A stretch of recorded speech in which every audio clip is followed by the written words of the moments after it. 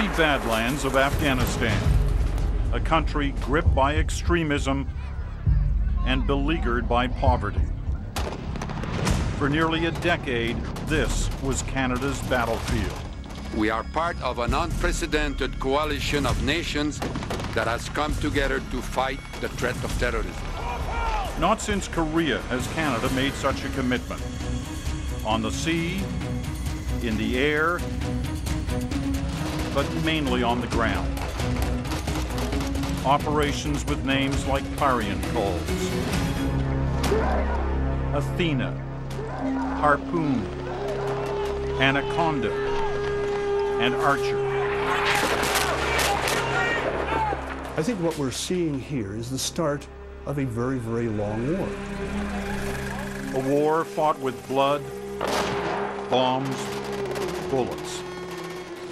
Victories measured by ballots and the promise of better days ahead. Canadians have paid a tremendous price. Broken bodies, broken families, and still the unrelenting risk. 10 years into the war on terror, these are the faces of heroes.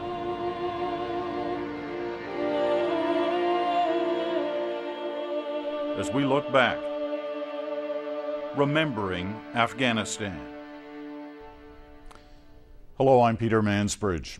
Every year, November 11th is set aside as a day of reflection. But the memory of war feels especially raw this year. This is Canada's first Remembrance Day since the end of the combat mission in Afghanistan. So over the course of the next hour, we're looking back at the sacrifice and wounds of that war. It makes sense to be here tonight at the Canadian War Museum in Ottawa. Everything within these walls has one objective: to help Canadians understand their country's military history. We're inside the highest point in the museum, called Regeneration Hall. The name says it all, reflecting hope for a better future. Canada's combat mission in Afghanistan was about creating a better future, a commitment that has seen a decade of courage and sacrifice from people like Patricia Brown, the 2011 National Silver Cross Mother. This morning, she placed a wreath at the National War Memorial. It was for all mothers who have lost a child in the service of Canada. 5 years ago, her son David was killed while on patrol in Kandahar. Here now is her story and the inside tale behind the creation of Canada's Silver Cross. Little Raymore, Saskatchewan, the heart of the prairies, missing a little bit of its soul, a fallen son. Sometimes, you know, it's hard to believe that I have become one of those Silver Cross mothers. There is such a long line of them. His mom, this year, National Silver Cross Mother. Patty Brown is proud yet pained. Tell you about David. Oh boy. David Brown was the oldest of Patty's 4 kids, the one who wore sneakers to his grad, and a 1,000-watt smile for his mom. The son who wanted to be a soldier since he was 12. I think he was just intrigued by the whole military process, because even, you know, even before he got into the military, but especially afterwards, like he would watch the History Channel, and he has books on military everything and World War II, and he was just fascinated with the whole thing. When David arrived in Afghanistan in the summer of 2006, Canada had been taking a lot of casualties. He wanted to go, he was ready to go. You know, he wasn't this well trained and prepared just to sit in Shiloh. So he wanted to go. He wanted to put into practice everything he'd learned. Tonight, under attack, a Canadian soldier is killed as the Taliban strikes back. Corporal Brown died in a suicide bombing in Kandahar. On the other side of the world, a parent, like so many before, began to grieve.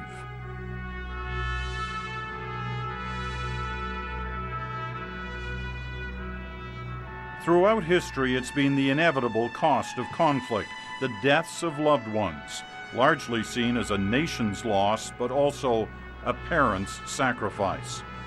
But until the early 20th century, a sacrifice not officially recognized with any sort of memento or decoration, not anywhere in the world, until an idea by a Canadian. It goes right back to September 1916, the whole idea of the Silver Cross. It was the brainchild, I guess you could say, of William Alexander Fraser. He was a very patriotic guy, and he suggested that the Silver Cross, a small medal, be struck to honor bereaved mothers whose sons had been killed in the war. A novelist by profession, William Fraser started writing letters to newspapers. The mothers are the heroines of the bitter home trenches. They suffer in silence, with no reward, but the sense they have answered the call with their heart's blood, their sons. He put this idea of noble, honorable sacrifice within a very accessible frame of reference for a very war-weary country. Canada didn't get the Memorial Cross, as it's officially known, until just after the Great War. By then, a change to include widows as well as mothers. At the Canadian War Museum, a passion for remembrance extends to every corner, right into the vault, where collections manager Eric Fernberg embraces Silver Cross history. I'm proud to be Canadian. I get enthused because it's a hometown story. It's a Canadian story that makes us unique. And artifacts like this are connected to families. They're personalized. Personal because every Silver Cross is different, engraved on the back with the name of the deceased, the front distinct to the time period it was awarded. The ones that are marked to King George V date from the First World War period. During the Second World War, the Canadian Memorial Cross would have the cipher of King George VI. With Queen Elizabeth, of course, she still reigns today, her cipher is still. So you can see the difference. It was, of course, that Silver Cross Patty Brown received when David's body was returned to Canada. He was just 27 years old. I think it was actually the evening right after the repat ceremony, and we all went to the hotel bar for a drink. I said, "This toast is to David, and we're not going to let this get us down, because if he was here, he'd kick our asses." And so true, because he would. He wouldn't put up with all that crying and carrying on. And so, another stoic Silver Cross mother persevered. Okay, good for you. You know what? Patty works in the school her son used to attend, his memory never far away. Her remorse private, not unlike so many mothers who came before. It's almost overwhelming to think how many thousands of women have worn this pin. And too, when you think back of the mothers of the First and Second World Wars, they didn't sometimes just had one son away. They had 2 sons or 3 or 4 sons. Here's probably one of the most famous pictures of Silver Cross mothers at the Vimy pilgrimage in 1936. And their fronts are just heavy with the medals of their sons who were killed in the battlefield. Writer Suzanne Evans marvels at the strength Silver Cross mothers have shown throughout history. Oh, that's a sea of sadness and steadfastness. In that sea, Charlotte Wood, in a way, Canada's first national Silver Cross mother. There's a really good picture of her standing out in a field with all her medals and her little black purse. She is everybody's granny. Some believe Wood lost as many as 5 sons to war, her presence at Vimy symbolic of all Canadian women who sacrificed. For anyone who looks at the history of the First World War, she is an iconic figure. Of course, there are other stories of women who had many children killed, many sons killed in that war. And with the Second World War, their numbers grew. It was the Second World War where you get these women who were standing up for themselves and creating their association to help one another and to make sure that their sons or husbands would not be forgotten.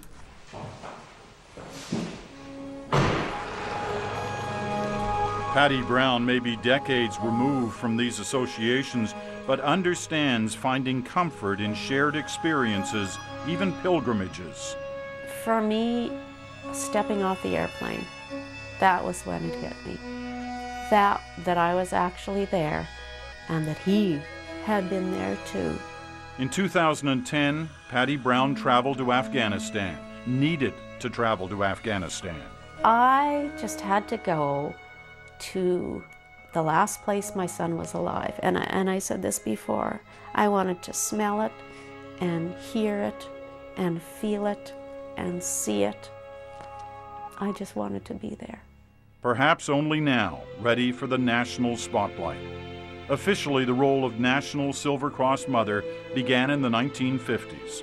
The Royal Canadian Legion calling on one mother from all Silver Cross mothers to represent them in Ottawa on Remembrance Day. And there she is, Mrs. Alice Taylor, 100 years young.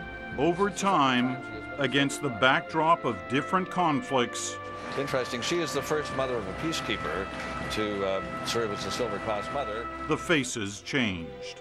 And there is this year's Silver Cross Mother. Her name is Doreen Coulin, is the mother of Private Richard Green, one of the 4 Canadians killed on the 17th of April in Afghanistan. With Afghanistan came other changes. Goddard's death marked the first time a Canadian woman was killed in frontline combat. Goddard's widower will receive the Memorial Cross.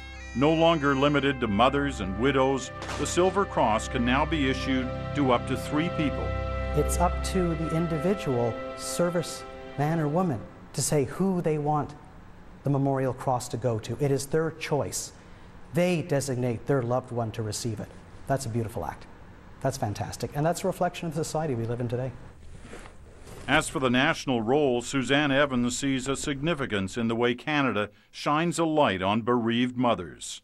In that wreath-laying ceremony, the Silver Cross Mother is second only to the royal representative. She comes ahead of the Government of Canada. So that's placing that role on a pretty high level for us to honor. An honor, too, for Patty Brown. I'll be thinking about him. I'll be thinking about all those families who lost their loved ones during all the other conflicts and wars, and even in peacekeeping missions. I'll be thinking about all of them. Patty Brown's son was one of 158 Canadian soldiers killed in Afghanistan. Coming up, we remember one of the first. You'll always think it's going to be a mistake and they're going to correct that in the morning, you know, and it'll be somebody else. But, well, as it was, it wasn't.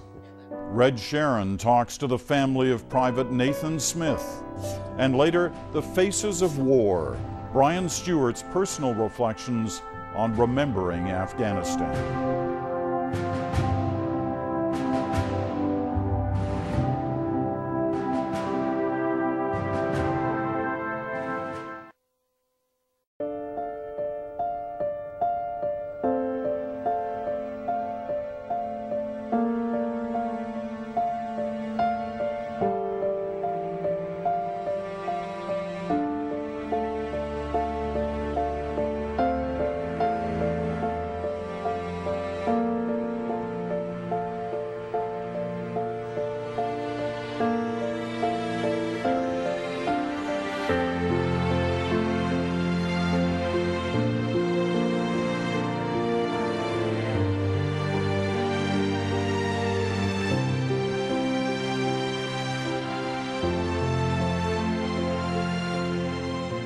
This November, make remembrance more than something you feel.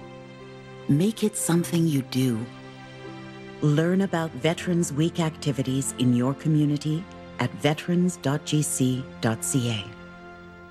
Are you ready?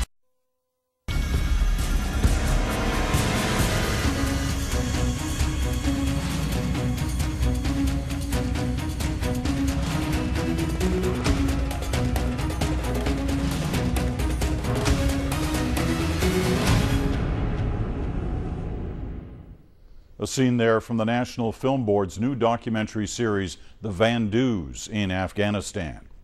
Well, when Canada committed to the mission, the reality was there might be casualties, but no one was ready for the first to be the result of a mistake.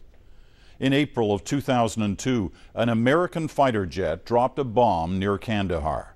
The accident killed 4 Canadian soldiers. Red Sharon now, with the story of one family's loss as they remember one of the first to fall.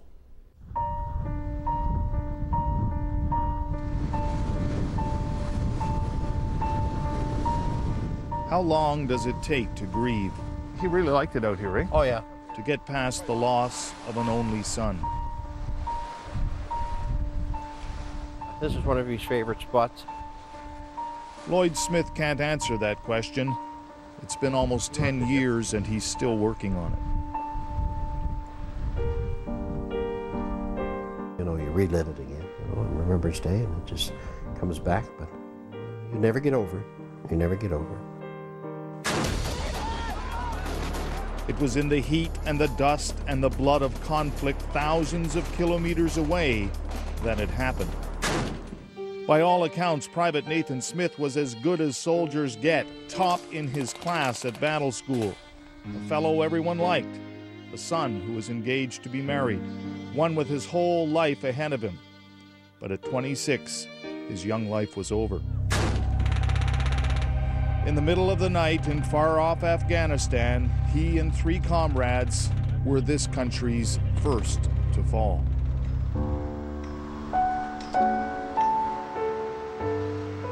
Here, you do it then. Mom Charlotte says she usually likes to let Lloyd do the talking. Probably wasn't that long before... No, it was probably just shortly before he died, yeah. But Charlotte has pictures of her own. Yeah. How old is he there?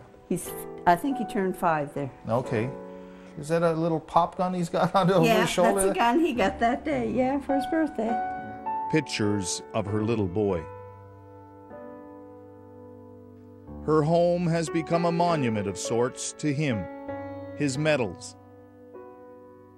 His name is on the sign. The piece of rock from the field where he was killed. The Canadian flag that covered his casket. Even the centerpiece on the table is made of poppies. She says she's shy, but even the mention of Remembrance Day is enough to reveal the real reason why she avoids cameras, her emotions. Well, I never really took in Remembrance Day till this happened, then you realize what it was all about. Yeah. Why you should have been doing it. You okay? Yeah, fine. Dad Lloyd says he's gotten a little better at talking about it, but it's still very hard. It's been almost 10 years. Yeah, almost 10 years. Seems like 10 minutes ago. So I was going to ask you, how is it sitting with you now?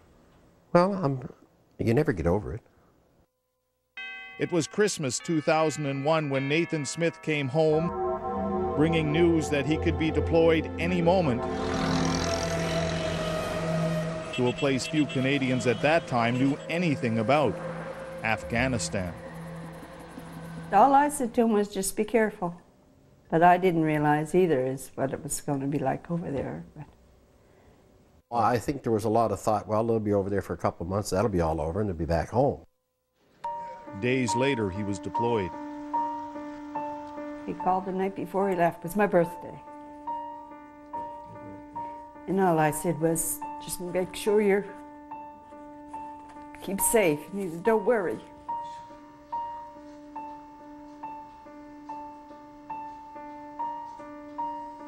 So, but it just never occurred to me that anything would happen.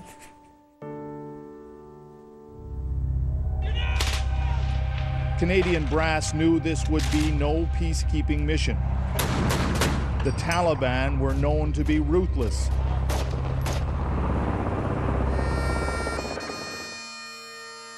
But Canada's first to fall would not be killed by the enemy. They would die from so-called friendly fire.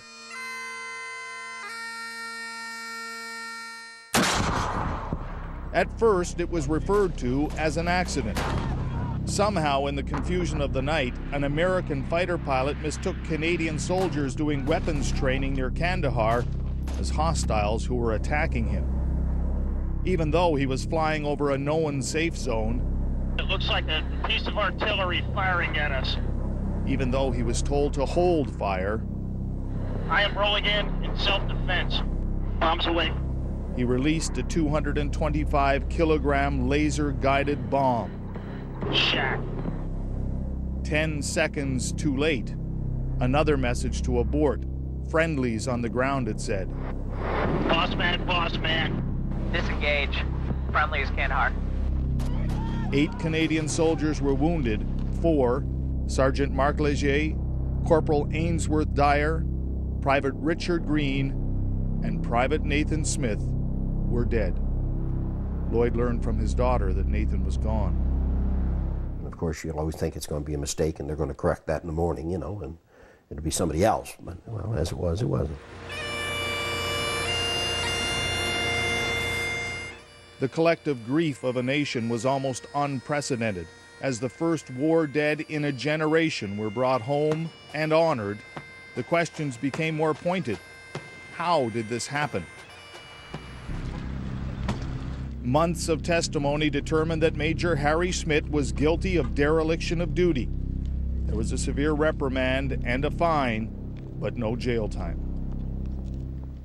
I don't hate anybody, or as a result of it, it was, I think the guy's ego got in the way of his good judgment. So he lives with that for the rest of his life. Charlotte agrees. It happened and there's nothing you can do about it. Yeah. And she's tried very hard to get over it. But of course, Afghanistan didn't go away, and the dead never stopped coming home. Any mention of Afghanistan or her boy still haunts Charlotte. There's been so many. So many. Too many, but we hope that there is no more. It's never far from your thoughts, eh? Oh no, he's here every day. Yeah. Especially if anything else happens, you know, your call comes right back and you said, now I know what they're going to go through. Yeah. Yeah, you relive it. Express. I've always found, talking to combat veterans, that they do feel a certain separateness, a camaraderie of intense emotion and of shared tears. And now the new vets bond with old vets. The stream continues. It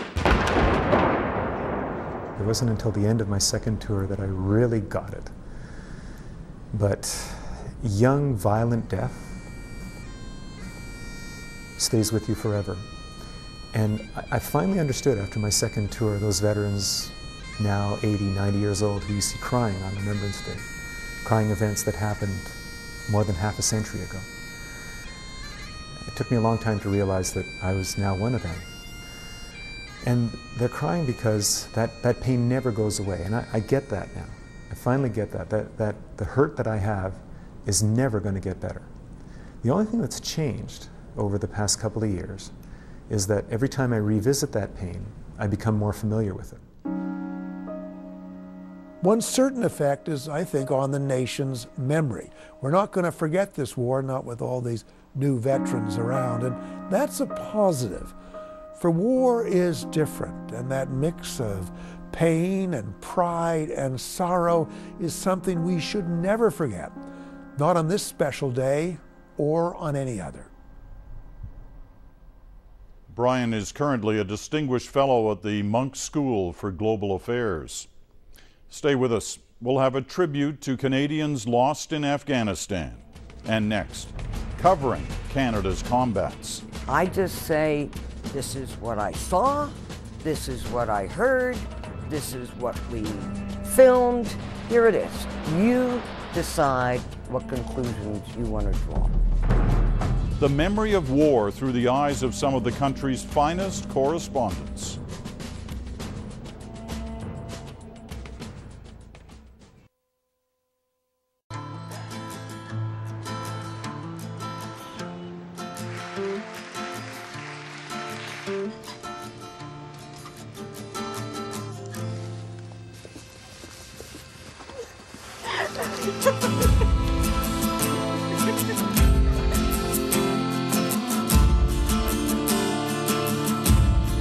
There are many ways to thank our veterans.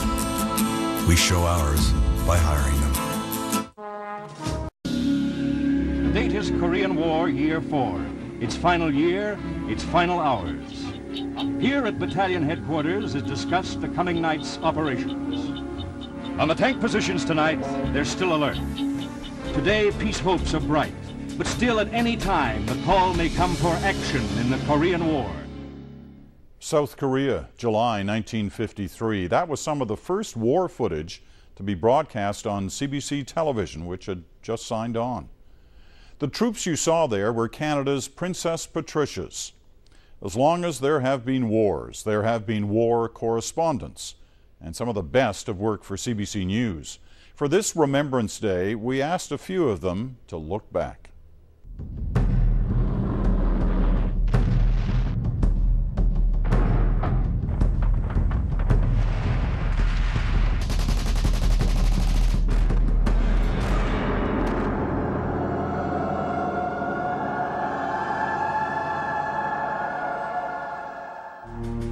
This is Matthew Halton of the CBC, speaking from Italy. I hate to say that he was addicted to war, but he kept on going back to the front. I am speaking from a deep ravine just outside Ortona. Western Canadian troops and tanks are fighting a vicious street battle. The Canadian war correspondents were, in a sense, on side with the Allied war effort, and that was very much the case of my dad. He saw the war as something of a holy crusade against the Nazis. They are asked to die.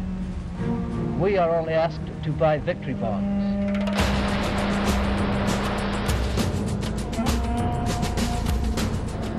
It won't be a battle between armies as we've seen, but whole villages will be destroyed. And perhaps many of the people we've met, the old man in LA, the family in Suko garb, perhaps they'll soon be dead. I call myself a fuddy-duddy journalist. And I just say, this is what I saw. This is what I heard. This is what we filmed. Here it is, audience. You decide what conclusions you want to draw.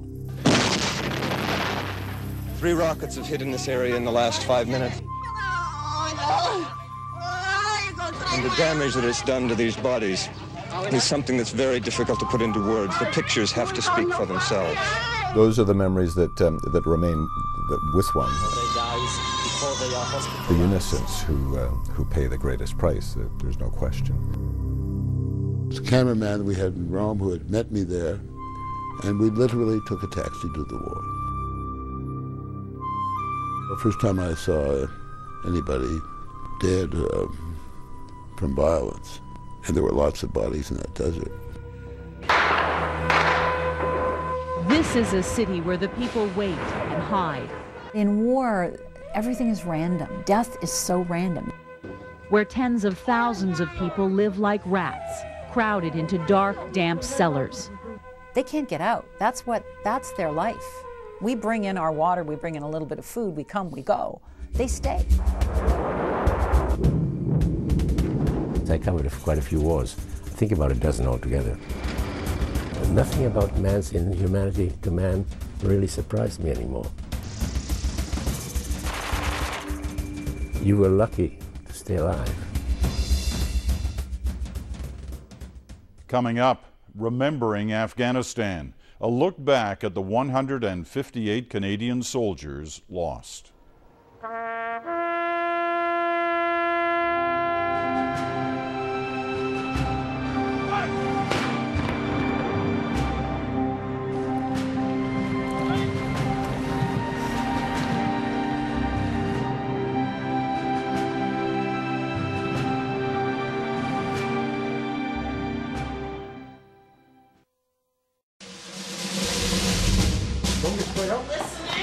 way down. That's it.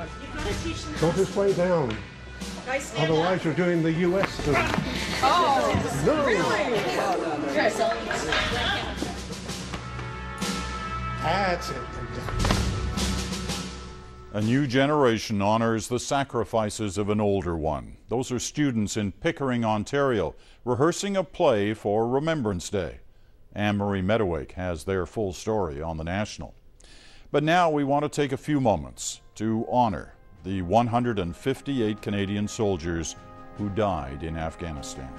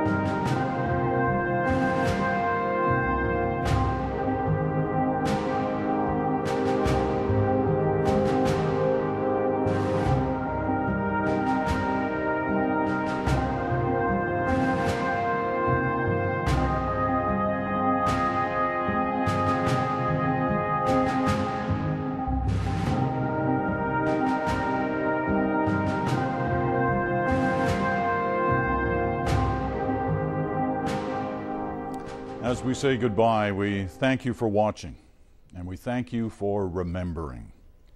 I'm Peter Mansbridge in Ottawa.